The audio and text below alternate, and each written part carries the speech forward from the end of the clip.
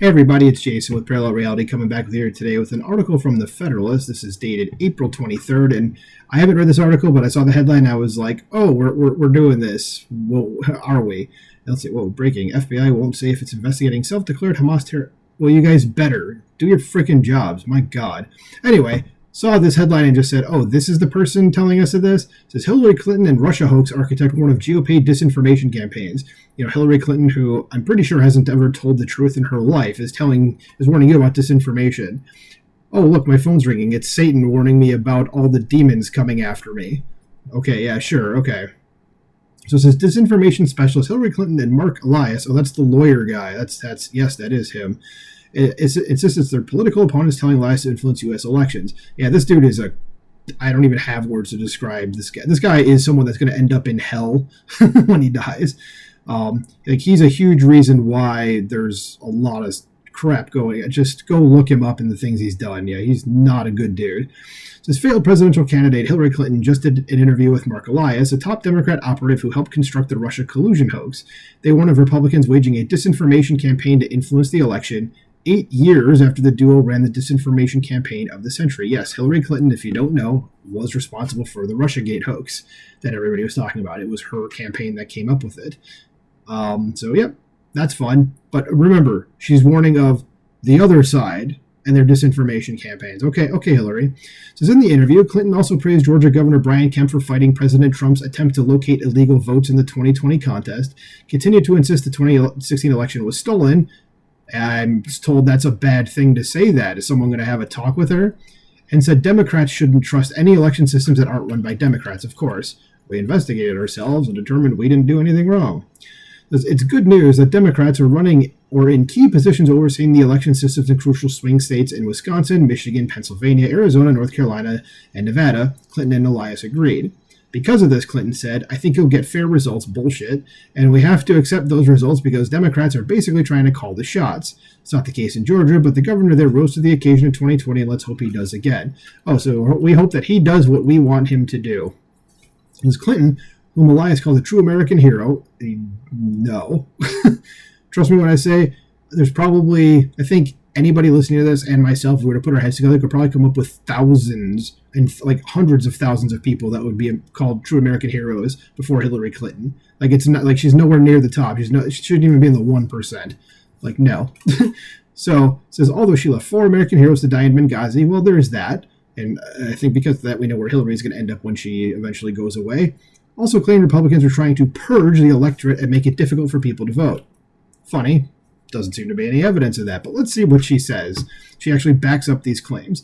This probably can't even imagine what they're going to do with artificial intelligence and other cyber attacks on voters in terms of the messages that they will get, sometimes deliberately, to confuse them. You know, different polling places, different days to vote, different times of voting. I mean, whatever they can do to mess people up, Clinton said. Like, have you looked in a mirror anytime recently? Like, this is your side doing literally all of this. I'm sure the Republicans are doing it to some degree too, but to sit here and just be like, it's only them is about as disingenuous as you could possibly get. Says we already had an example of that in the Democratic primary with, somebody doing a phony robocall from President Biden telling them, not to vote on a certain day, Clinton claimed. I have not heard of that, but I maybe missed that. We'll see if she expounds on that. So I think they're going to dramatically increase their confusion operation in terms of aimed at voters to get them, somewhat discouraged by the complexity of voting, or they're not knowing what they should do. Voting is not complex. You have your ID, you go give it to the person, they match it with your signature, they give you a ballot, you go put the mark out the circle that you want, put it in the box, or the machine, and you're done. Like, we're not talking like, this isn't a string theory, okay? It's not a difficult thing, Hillary. Clinton failed to mention the man behind the fake robocall is a longtime Democrat operative. Oh, what's that? Who says he did it as an act of civil disobedience to call attention to the electoral dangers of AI manipulation. Clinton is right that internet election interference happens, except Democrats aren't the only victims. For example, Apple's Siri digital assistant told voters that Wisconsin's Republican primary would take place on April 3rd, one day after the actual primary. Uh-oh. Users were correctly told the Democratic presidential primary was on April 2nd, and the issue appeared to be fixed before the primary date. Well, that's good, at least. is they're going to be very effective in their disinformation campaigns, and, they were good. They were good against me, and they're still repeating the lies that they told about me in 2016 and bring up their base. Clinton continued unironically. What lies? I guarantee you everything that was said was actually true, and she's just trying to say that they're lies. Because whether it's Pizzagate or, all these other crazy, things they said. So I think there's going to be a three-pronged strategy to shrink the electorate, make it difficult to vote, confuse people about voting, make it hard for them to understand what they're supposed to do, discredit mail-in votes, all of that, and then just flat-out disinformation, Clinton speculated. Yeah, Hillary, because you're just like Little Miss Innocent in all this. Elias echoed these claims later in the interview, saying Republicans use mis- and disinformation before repeating the false claim that Clinton was cheated out of the presidency due to Russian interference. To allege that a candidate with high negatives and one of the worst political messages in history, I'm with her, was cheated out of an election without mentioning the massive cheating by that same candidate takes a Clinton-level willingness to lie. Yep. Elias served as Clinton's top lawyer in 2016. He has been sanctioned by judges for lying in court. So this is who this guy is. It's he who commissioned the discredited Steele dossier that the Clinton camp funded, likely using actual Russian disinformation to create false allegations the Russians were helping former President Donald Trump. Later uncovered U.S. intelligence information indicated that Russia actually preferred Clinton to win in 2016. Uh-oh, another oopsie. As Elias hired Fusion GPS to get dirt on Trump. Fusion GPS then used funding from the Clinton campaign and Democratic National Committee to hire former British spy Christopher Steele. Steele put his name on the so-called Steele dossier, containing the uncorroborated allegations against Trump, and disseminated it to reporters and U.S. spy agencies. So Hillary Clinton and this dude were right at the top. But again, remember, they're warning you about other disinformation, that's not them, that they have a huge hand in. The dossier relied on information from Igor Danchenko, who was later indicted for lying to the FBI and whom a special counsel investigation showed was tied to Russian intelligence. Danchenko, as the Federalist Margot Cleveland noted in a detailed breakdown of the Russia collusion hoax, fed Steele false information about the Trump campaign, which a Clinton booster had invented and then passed on to Danchenko. The FBI then began illegally spying on the Trump campaign on behalf of his political opponents using the uncorroborated evidence provided by a likely Russian asset in what became known as Crossfire Hurricane.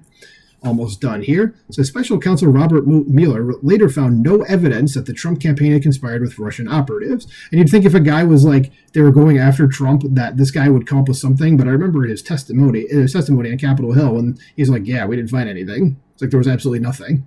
So there you go. So Special Counsel John Durham later released a report vindicating Trump and others who insisted the FBI acted improperly in its investigation. Mueller and Durham's reports were blistering indictments of corporate media and their willingness to push election-affecting political hoaxes without independent evidence. The New York Times and Washington Post won Pulitzer Prizes for their false reporting, furthering the Russian collusion propaganda operation that also led to Trump's impeachment and hamstrung Republican control of Congress and the presidency. But remember, folks, Hillary's here to warn you about disinformation from the other side. Okay, yeah, that's someone I'm going to believe, okay? God, I'm sick of this woman. Can she just get out of the political sphere and just go to a house in the country and just lay back and your little swing on your porch on the outside and just read a book and sip your coffee and just stay there? Is that okay? Can you do that? Anyway, let me know what you think about this. Do you believe Hillary that you got to watch out for it, or are you kind of looking at this and going, yeah, you're kind of the problem, Hillary? Let me know what you think about this in the comments below. Like, share, subscribe, and I'll talk to you soon. Bye.